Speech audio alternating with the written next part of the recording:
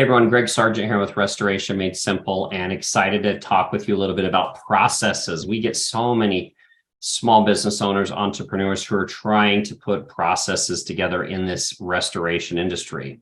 And again, a lot of processes you can bring from one industry over to another, but the restoration industry does include a lot of billing through insurance companies, which means you have to document a lot. So that's one of the processes that people request from us all the time. But I like to kind of put it into 7 steps, and I'm sure I'm missing something here a little bit, but quickly for this video is we work with people on the sales and marketing process, because if the phone's not ringing, then the rest of the processes really don't matter, right?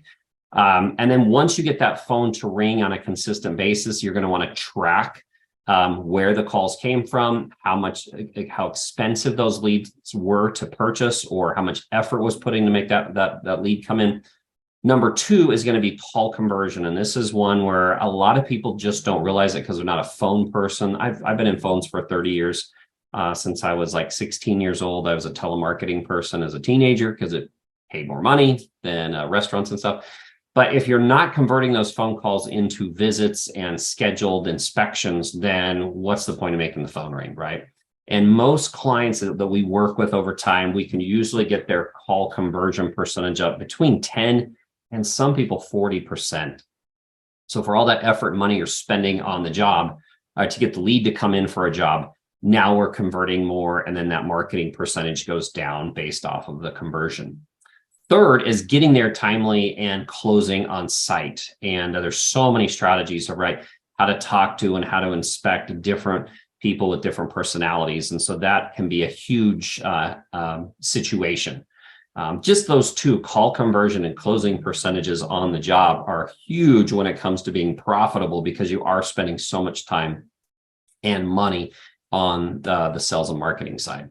Now, after you close the job, get the job started, then we have this whole process of how do you do a water damage job for an insurance company, right? How do you give great customer service to the homeowner and then also document everything? And that's why we've spent so much time over the last couple of years putting together processes and trainings for clients to help them put good systems in place from start of the job to pulling equipment on the job for documentation. Next, you have the estimating, which most people use Xactimate. Doesn't mean you have to, but a lot of people in our industry do use Xactimate. That's what most insurance companies are looking for.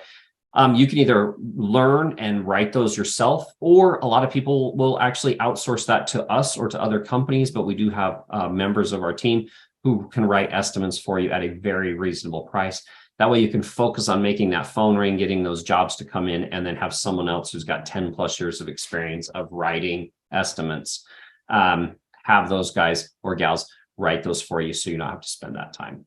Then you've got the negotiating part, the emailing it over, the notes and the estimates, and then of course that negotiating back and forth with adjusters. And look, just like us, just like everyone, there's a whole variety of people who are reasonable and want to just work with you. And then there's those that just don't. You're not going to win on every one of them.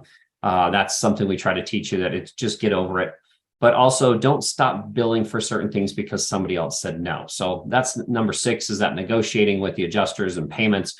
We also go through self-pays. A lot of people don't know how to capitalize on self-pay jobs like mold jobs, rainwater jobs, things that are not covered by insurance. How to make sure you get paid properly so that your accounts receivable works well. And then number 7, I just put on there, is getting paid quickly, putting those processes in place of how often do you follow up? How do you follow up?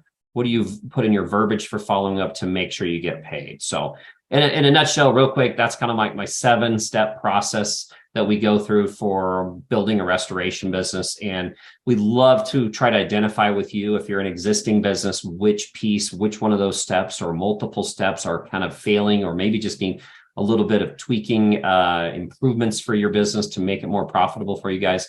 Just fill out our forms page or give us a call. We'd love to do a free consultation with you to discuss your business and identify which processes we can help you guys.